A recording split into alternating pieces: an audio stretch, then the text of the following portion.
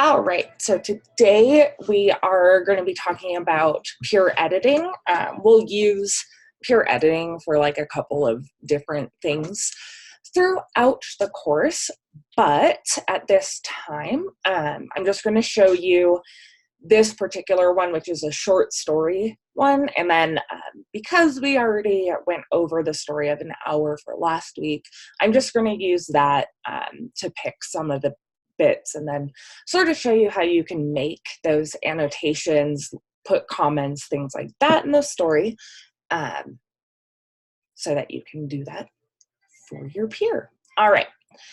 So the first thing that you want to do is read through the story completely without the worksheet like in mind. You just want to read it, see how you feel about it, get that idea going. So after you've read it completely, you're going to answer 5 pretty general questions, and then there's going to be more in-depth questions, and then finally you're going to actually make the edits. So we've already read through the story. We've got it. We've been there. So after reading it through, answer the following general questions. Did it seem like the story had a beginning that caught your attention, a middle that made you want to continue reading, and an end that satisfied you? So obviously, I feel that way about the story of an hour, right? Because we just find out she has a heart problem. Her husband's dead, so super interesting from the beginning. And then you have all that rising action with like everything coming up, and then the ending, although it might be like unsatisfying that she died, it's satisfying in the sense that it wraps everything all up. So do you know what the setting was? So we have an idea. I mean, we know it takes place entirely in front of her house. We have a little bit of like setting that pops up, and she talks about like looking out over the yard and things like that. So we have a little bit with the setting. So we do have the setting for what was it? It was just that person's house. Like it doesn't have to be super in depth. The story can take place all over town, or it can be in one little spot, however it's set up, but there should be some indication of setting. And then were there interesting characters? Yes. So we have Mrs. Mallard, and she's really the only real character in the story, but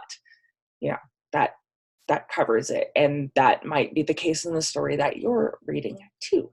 So what problems arose in the plot? So for Story of an Hour, it's that she's mistakenly told that her husband has been killed, which is not what is actually true. And so that's the problem that arose in the plot. And were the problems resolved? Yes, her husband comes home. He's actually alive. And then that shocks her into dying. So that's how you would go through and be able to answer those questions. So again, that's why it helps to read it first. So you can kind of go back and like look for those things specifically.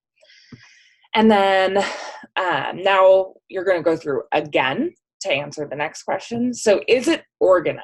Does the story have a clear beginning, middle, and end?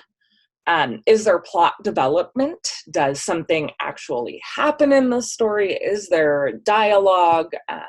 Is there detail? Stuff like that. So you're just looking for like the elements that make a short story. And then are there interesting characters that are developed? So because again, we only really have one character, but we do see all of that development from her. That's like the big part, right? Because she's feeling free now that she's a widow, and so she's like growing. And then so she is a dynamic character. So from what point of view is the story told?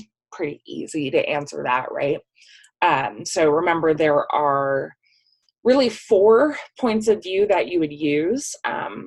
One is first person, so so you're the one telling the story. Second person you would not use in a short story, really. That's where you're saying like you do this. And then we have third person limited, and then third person omniscient.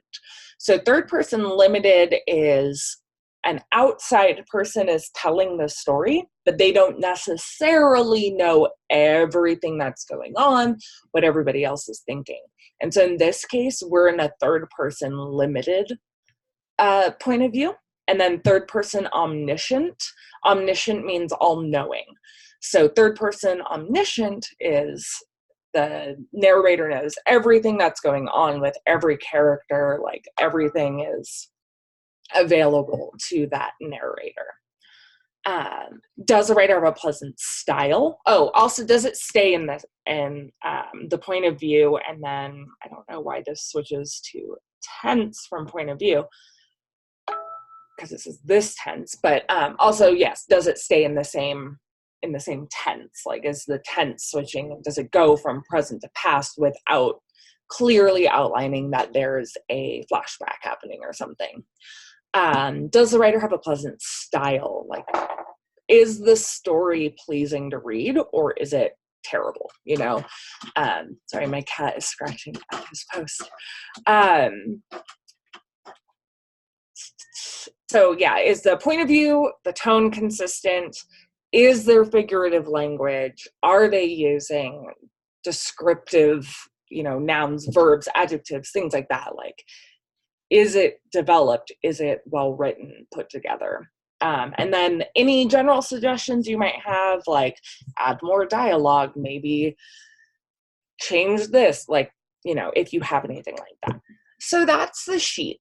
I want you to get the experience of reading other short stories, as well as being able to give constructive critiques.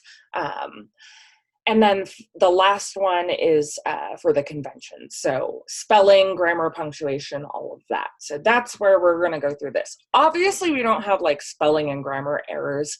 I'm just going to make some stuff up just to show you.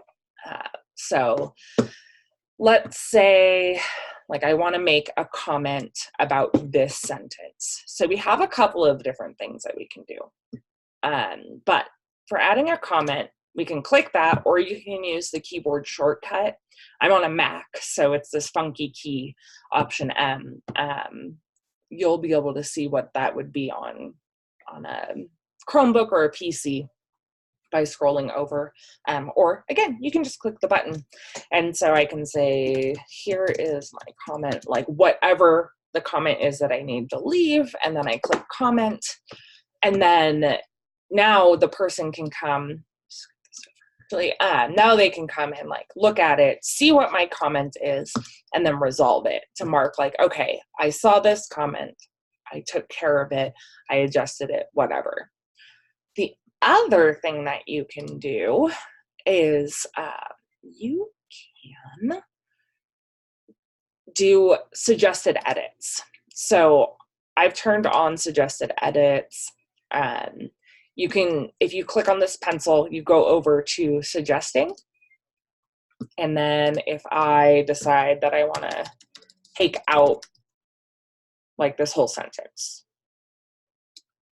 I can do that. And so then I've made, see, and then all of these little edits just like show up here. And then you can either accept them or reject them depending on if you think that they're good. You can go through. So let's say like, I think you should delete that. I think you should add a whole sentence here. Dialogue, just whatever. I can't spell today. Okay. So you'll see that like all of these show up. There's little check boxes so you can accept a single one. And so now you see that it's not marked anymore.